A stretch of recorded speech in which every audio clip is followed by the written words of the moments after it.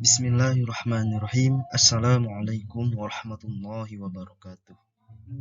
Hamdan wa syukranillah, salatan wa salaman ala rasulillah wa ala alihi wa sahbihi wa mawalah, amma ba'du. Yang saya hormati dan saya muliakan Mas Rinaldi selaku pengajar pendidikan media pembelajaran. Semoga beliau diberikan perlindungan Allah Subhanahu wa taala dan juga diberikan rezeki yang melimpah. Amin ya rabbal alamin. Dan tak lupa rekan-rekan saya, yaitu seperjuangan saya yang saya tidak sebutkan satu persatu, namun tidak mengurangi rasa hormat saya kepada kalian semua. Alangkah baiknya kita panjatkan puja dan puji syukur Allah Subhanahu wa taala yang telah memberikan beribu-ribu nikmat, dan juga kita sanjungkan riba Nabi kita, yaitu Habibina wa Syafi'ina wa Maulana Muhammad sallallahu alaihi wasallam. Hadirin rahimakumullah, izinkan saya memperkenalkan diri. Nama saya Willy Fauzan Alfi dengan NIM 20207201113. Saya di sini akan mempresentasikan materi tentang akidah Islam, yang mana pengertian akidah Islam itu ada dua, yaitu menurut bahasa dan juga menurut istilah. Ada pula menurut bahasa, yaitu aqada yaqidu aqidatan, yang mana artinya itu ikatan atau suatu perjanjian.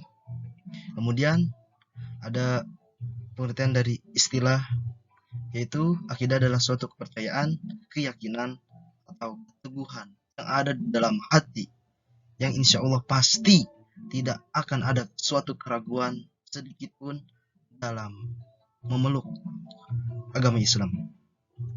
Namun di sini ada pengertian, yaitu akidah Islam, al-aqidah Islamiyah. Bisa diartikan yaitu sebagai pokok-pokok kepercayaan yang harus diyakini kebenarannya oleh setiap orang yang mengaku dirinya beragama Islam.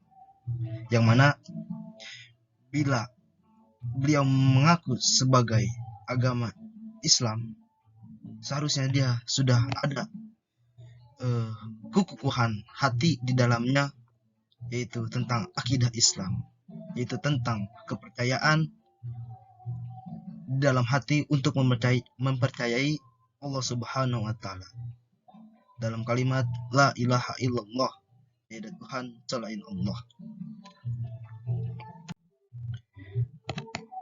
Kemudian yaitu dalil tentang akidah Islam, yang mana dalilnya tersebut ada dalam Quran surah An-Nahl ayat 36. Bismillahirrahmanirrahim. Walaqad ba'atsna fi kulli ummatir rasulin an a'budallaha wajtanibu at-taghut. Faminhum man hadallahu wa minhum man haqqat 'alaihi ad-dalalah. Fasiru fil ardi fanzuru kaifa kana aqibatul mukadzibin. Yang artinya di sini adalah, dan sesungguhnya kami telah mengutus rasul pada tiap-tiap umat untuk menyerukan sembahlah Allah dan jauhilah tagut. Maka di antara umat itu ada orang-orang yang diberi petunjuk oleh Allah, dan ada pula di antara orang-orang yang telah pasti kesesatan baginya. Maka berjanjilah kamu di muka bumi dan perhatikanlah bagaimana kesusahan orang-orang yang mendustakan Rasulnya. Perlu kita ketahui, pengertian di atas ini menyerukan kepada manusia agar kita tidak menyembah Tuhan selain Allah, apalagi menyembah patung, pohon, berhala, dan lain-lain.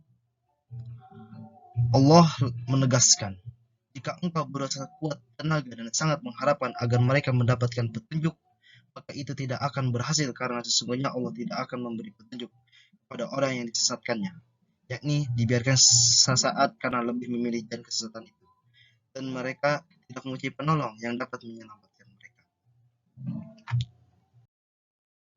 Untuk selanjutnya yaitu tentang dasar-dasar akidah Islam. Al-Quran adalah di dalam dasar-dasar akidah Islam, yaitu ada dua. Yang pertama di dalam Al-Quran, kemudian di dalam hadis. Saya akan menjelaskan tentang dasar-dasar akidah Islam, yaitu di Al-Quran. Al-Quran adalah firman Allah Subhanahu wa Ta'ala yang diwahyukan kepada Nabi Muhammad SAW dengan perantara malaikat Jibril. Melalui Al-Quran, inilah Allah menuangkan firman-firmannya yang berkenaan dengan konsep akidah yang benar, yang harus diyakini dan dijalani secara mutlak, dan tidak boleh ditawar atau menawar oleh semua umat Islam.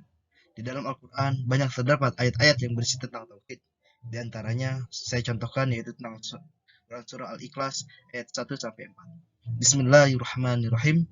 Qul huwallahu ahad, Allahu samad, lam yalid wa lam yulad wa lam yakul lahu kufuwan ahad.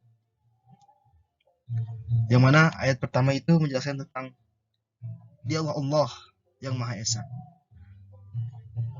Dari ayat tersebut menyatakan bahwa Allah itu yang Maha Esa, yang Maha Agung. Tidak ada yang bisa membandingkan dari makhluk-makhluk lainnya. Kemudian yang kedua, ayat kedua yaitu Allah adalah Tuhan yang segala sesuatu bergantung kepadanya. Maksud dari ayat tersebut, manusia itu sangat bergantung kepada Allah. Tidak ada manusia hidup tanpa kecuali atas izinnya Allah.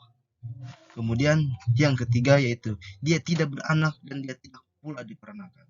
Maksud di sini Allah itu kekal. Tidak ada selain Allah, dan juga dia tidak dilahirkan kemudian juga tidak memperanakan. Itu tunggal satu-satunya Tuhan kita yang harus kita sembah. Yang keempat yaitu tentang dan tidak ada suatu pun apapun yang setara dengan dia. Maksud dari ayat tersebut, tidak ada bandingan dari seluruh makhluk yang telah Allah perbuat kecuali kekesaan Allah Subhanahu wa Ta'ala yang maha besar.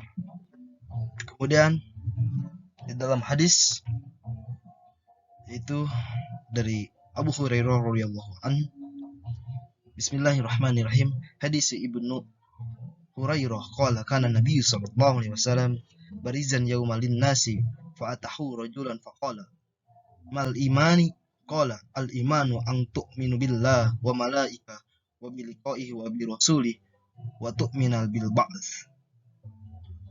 Bahwa Allah Nabi SAW pada suatu hari bertemu dengan malaikat Jibril. Lalu mereka bertanya, apakah itu iman? Kemudian malaikat Jibril menjawab, iman adalah kamu yang beriman kepada Allah, malaikat-malaikatnya, kitab-kitabnya, dan rasul-rasulnya, dan kamu beriman kepada hari berbangkitnya segala manusia yang yaitu hari kiamat. Tujuan akidah Islam yaitu akidah Islam harus menjadi pedoman bagi setiap muslim. Artinya setiap umat Islam harus meyakini dan menjalankan pokok-pokok kandungan akidah Islam tersebut dengan tujuan mendapatkan kebahagiaan di dunia dan di akhirat dan mendapatkan ridha dari Allah Subhanahu wa Ta'ala tentunya. Dengan demikian berarti mempelajari pokok-pokok kandungan akidah Islam adalah kewajiban bagi umat Islam dengan tujuan yang sebagai berikut. Yang pertama, mengetahui petunjuk hidup yang benar serta dapat membedakan yang benar atau dan yang salah. Kedua, memupuk dan mengembangkan dasar ketuhanan yang ada sejak lahir. Ketiga, memelihara manusia dari kesyirikan. Keempat, menghindari diri dari pengaruh akal pikiran yang menyesatkan. Hanya itu yang saya bisa sampaikan, kurang lebihnya mohon maaf.